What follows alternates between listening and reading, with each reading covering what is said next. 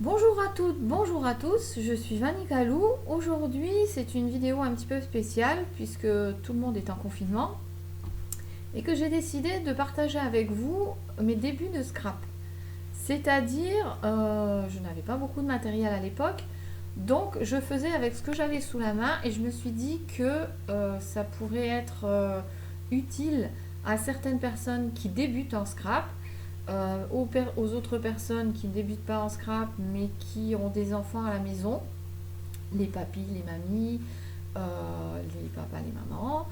Voilà comment occuper nos chers petits et puis euh, et puis utiliser ce qu'on a surtout sous la main. Donc moi, pour ce faire à l'époque, j'avais pas grand chose et je ne voulais pas investir trop non plus. Donc je vais vous montrer qu'il est possible, vous voyez que j'ai encore les trousses de mes fils, des simples feutres. Alors ça c'est des feutres qui doivent venir de chez Action je crois, mais c'est vraiment les feutres de vos classiques, hein, de vos enfants. Bon ceux-là ils ont une double pointe, mais les feutres classiques avec une seule pointe, lavable, Crayola et autres, ça marche très bien.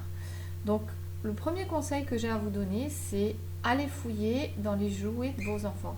Parce que je suis certaine que vous devez avoir soit des petits tampons. Alors voilà, moi j'ai pris un petit tampon comme ça. Mais ça peut être sinon des gabarits.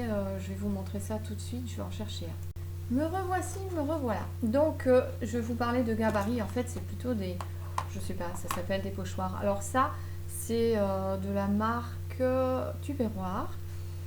Mais il existe d'autres choses que l'on trouve chez Jiffy, Casa, un peu partout. Donc voilà, ce genre de petites choses, je suis persuadée que certaines personnes en ont et ne les utilisent pas. Ou voilà. Donc moi, pour commencer, j'ai acheté ce matériel. Cela, non, c'était... je pense que j'avais acheté ça pour mes enfants quand ils étaient petits.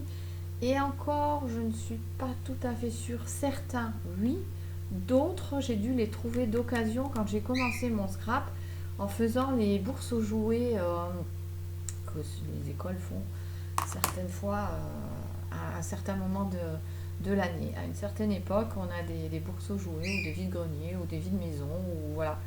Ou alors carrément les vides-greniers, les brocantes, enfin les brocantes, on appelle brocantes par chez moi des choses qui ne sont pas vraiment brocantes, mais ce genre de choses, vous pouvez le trouver. Et puis ça, ben voilà, c'est des choses vraiment pas chères. Des fois, ça vaut 50 centimes les trois. Vous avez même les feutres qui vont avec. Pardon.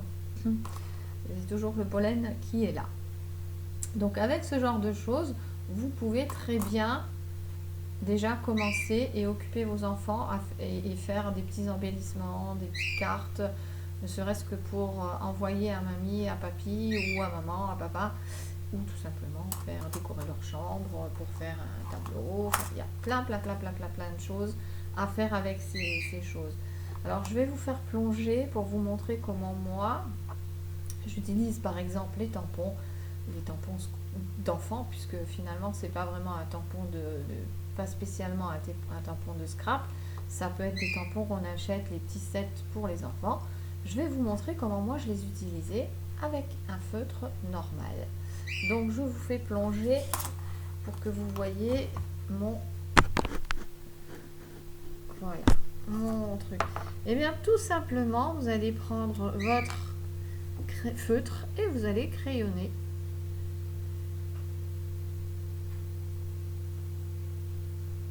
Puisque en scrap, on utilise des tampons encreurs. Hop, hop, voilà. Le résultat, ça fonctionne aussi bien que si j'avais utilisé, je vais vous montrer avec un pad, un encreur, voilà. En scrap, on utilise ce genre de choses.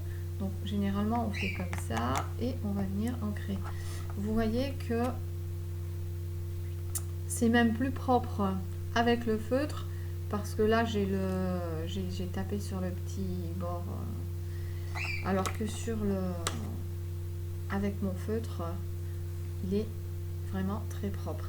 Et puis autre chose, c'est que du coup, je vais pouvoir par exemple faire un fond, ce petit morceau là, en utilisant plusieurs couleurs de feutre, puisque au final, alors je vais quand même nettoyer mon tampon. Donc pour nettoyer mon tampon, moi c'est tout simple, c'est un petit morceau d'éponge plate.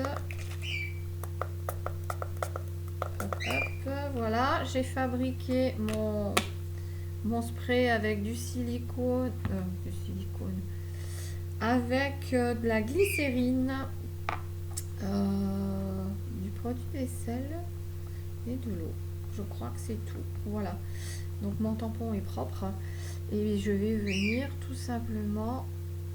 Alors là, comme je ne l'ai pas essuyé, je ne sais pas ce que ça va donner, mais on va voir. Du coup, je teste. Mais vous pouvez très bien faire, voilà, un fond, vous amuser avec plusieurs couleurs. Je vais utiliser toutes mes couleurs. Hop. On va prendre un bleu.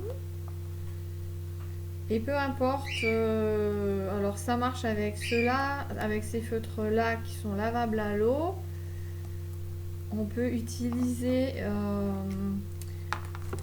des gros feutres, de la peinture aussi. Vous pouvez très bien utiliser de la gouache, de la peinture acrylique. Alors naturellement, il ne faut pas en mettre beaucoup dessus.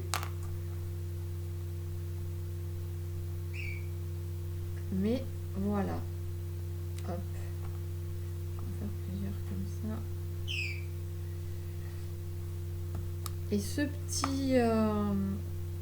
petit fond, puisque ça va me faire un fond de papier. En plus, normalement, si je tamponne à plusieurs reprises, je vais le faire. Hop, hop. J'ai une nuance plus claire. Alors, j'ai tamponné ici et j'ai retamponné directement tout de suite derrière ici. Et donc, ça me donne une nuance un peu plus claire. Et je vais pouvoir utiliser, alors moi j'utilise une chute de papier là hein, pour vous montrer, mais hop, je vais changer de couleur encore.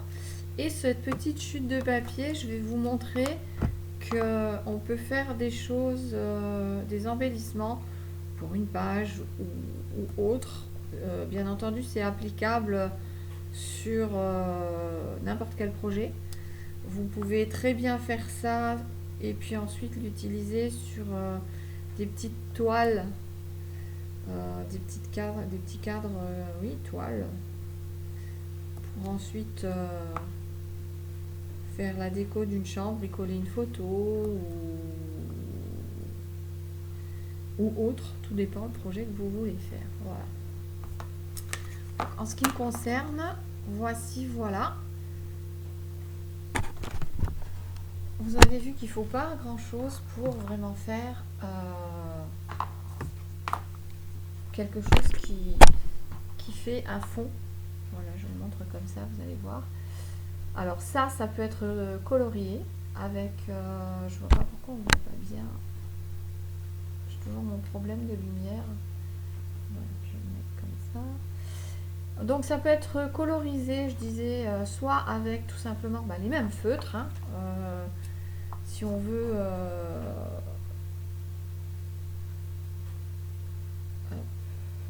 ou alors avec des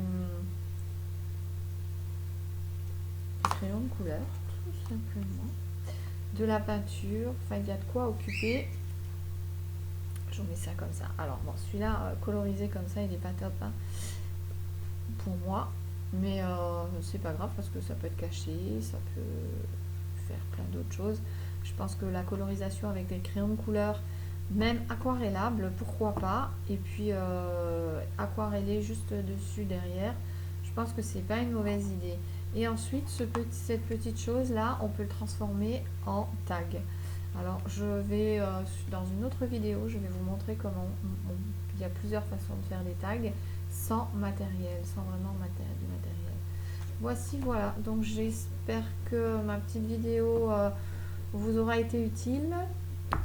Regardez bien, comme j'ai dit, cherchez, vous devez avoir des trésors qui dorment dans des tiroirs, dans des fonds de coffres à jouets ou cherchez. Je suis sûre que vous avez des choses et c'est aussi une bonne façon pour occuper vos enfants. C'est une excellente, c'est des excellents exercices de motricité aussi pour les enfants, que ce soit graphique ou pas.